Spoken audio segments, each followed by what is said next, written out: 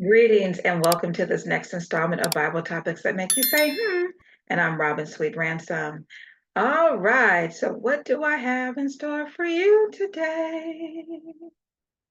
Not that long ago, I talked to you about whether or not you want God's will to be done in your life or your own will. And we contrasted the perfect will of God versus the permissive will. And we explored what happened with Abraham, Isaac, Ishmael, and Hagar. We're going to unpack that a little more. And I've got something provocative to say. Was Abraham a deadbeat dad? What? Yeah, was Abraham a deadbeat dad? And I'm going to tell you or show you why I'm asking the question. Let's get into this family dynamic. Genesis chapter 21 picks up at verse 7, where Sarah is saying, who would have told Abraham that Sarah would nurse children? Yet I have borne him a son in his old age. They were old, all right. Abraham was 100 and she was 90. The child grew and was weaned. In those times, it could take anywhere from 3 to 5 years for a child to be weaned. And Abraham held a great feast on the day Isaac was weaned. Do people even do that today? I don't think so. But Sarah saw Hagar's son, Ishmael, mocking Isaac. Now, I did some research to find out what was involved with mocking. Was it just laughing at the kid or playing with him, teasing him? I mean, if it was, what's the big deal, Miss Sarah? You used to abuse his mama, and you probably weren't too nice to him. We don't know what way the mocking took. Some people even wondered if he molested Isaac. That didn't happen, especially publicly.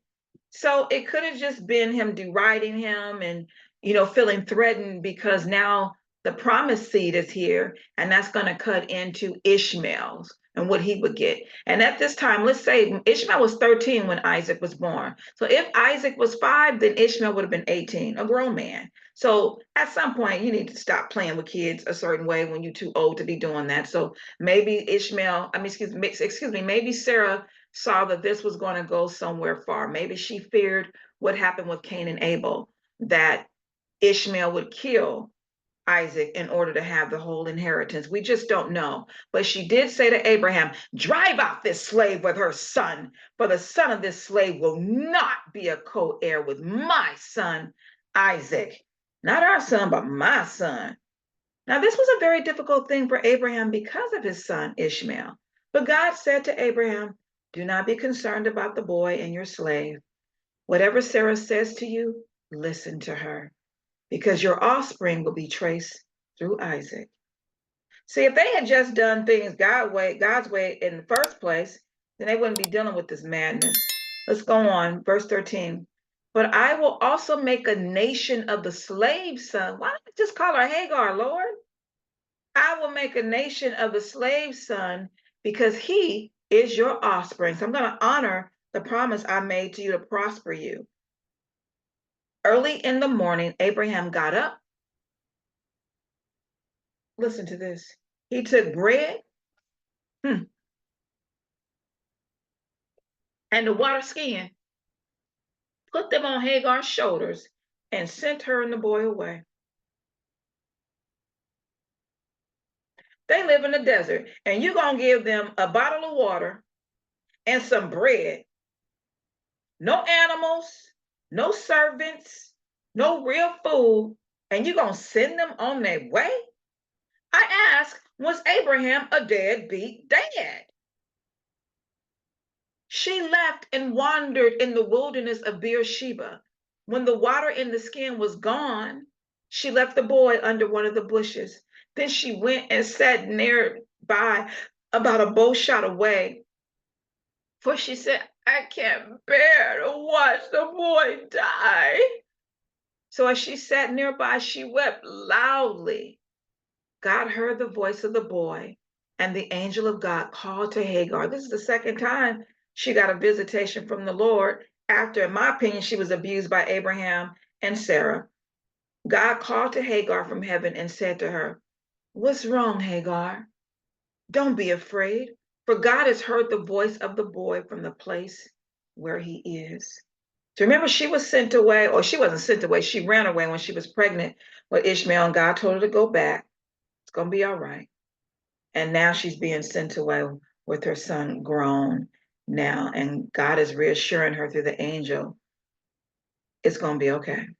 Verse 18, get up, help the boy up and sustain him, for I will make him a great nation. Then God opened her eyes and she saw a well of water.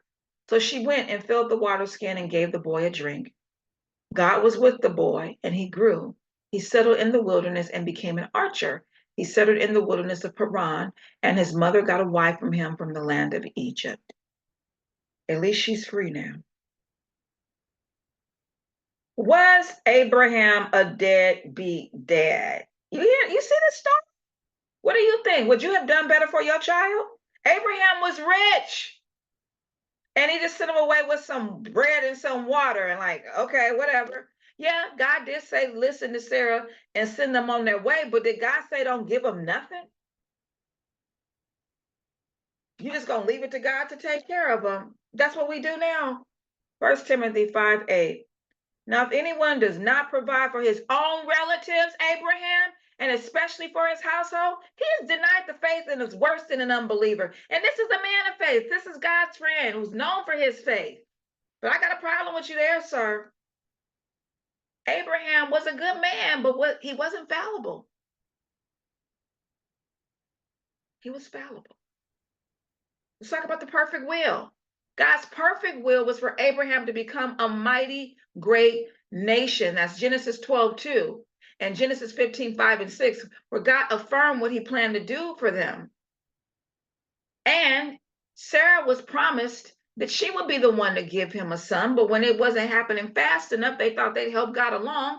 Genesis 17:16, she says, take my slave. And we see what happens. And then she can't stand the slave, and she can't stand the son. Genesis 21:2, she ready for them to go, bounce. But all of this could have been avoided had you followed God's perfect will. But no, they went for the permissive will. Abraham and Sarah became impatient and ran ahead of God, Genesis 16. They impregnated and abused Hagar. Poor woman. Didn't have a choice. Got this old man all humping all up over her and everything, trying to make her pregnant. We don't know how many times he had to do that before she got pregnant. Hopefully it happened the one time, but we don't know. How often does it happen one time today?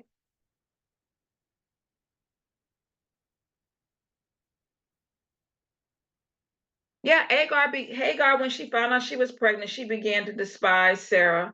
She gave Sarah probably a little bit of lip, and Sarah abused her, and she ran away from Sarah. And she was pregnant out in the desert. And God had to step in and say, it's okay. Just go on back and submit to her.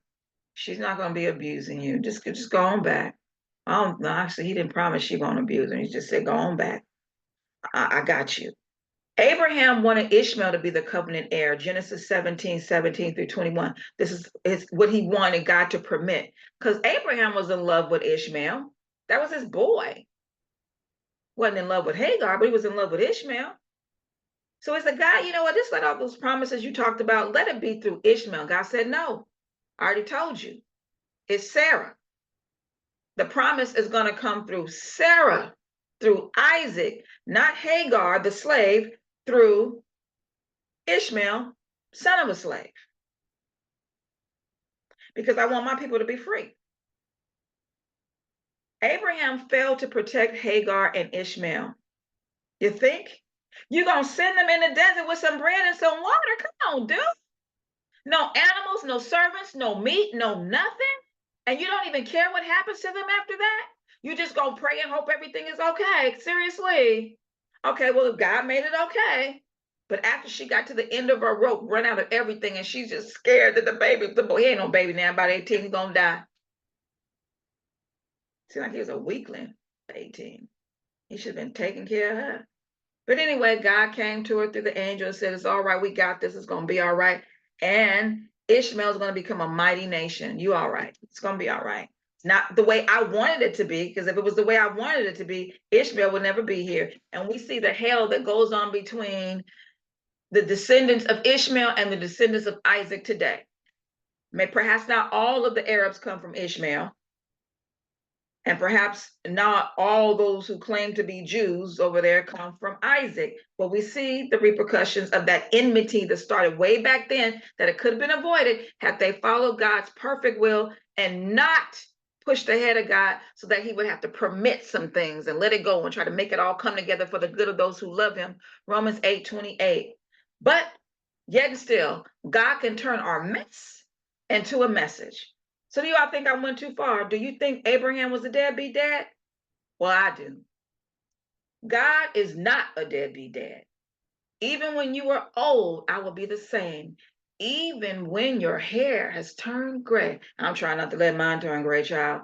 I will take care of you. I made you and I will take care of you. I will carry you and save you.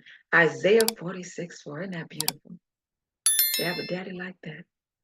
If you then, who are evil, know how to give good gifts to your children, how much more will your Father in heaven give good gifts to those who ask him? And even when he's not asked, he does it. Matthew 7:11. All right, thank you for joining me on Bible topics that make you say, Please make sure that you share this information with others so they get a chance to partake of the feast that you get. All right.